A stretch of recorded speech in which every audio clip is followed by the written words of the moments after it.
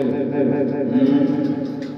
चलिए आए हम भोजपुरी गायक सचिन दीवाना आप लोग के बीच हम कुछ सुनाए के चाहत नहीं, तो चलिए अच्छा लगे तो वो लाइक और कमेंट कर दें जरूर।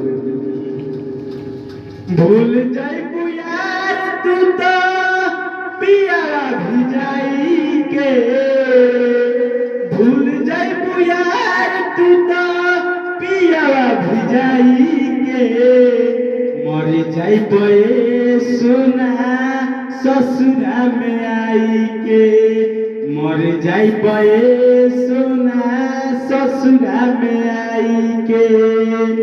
भूल जाइबू यार तू तो पिया भिजाई के, मर जाइबे सोना ससुरा में आई के, मर जाइबे सोना ससुरा में आई के।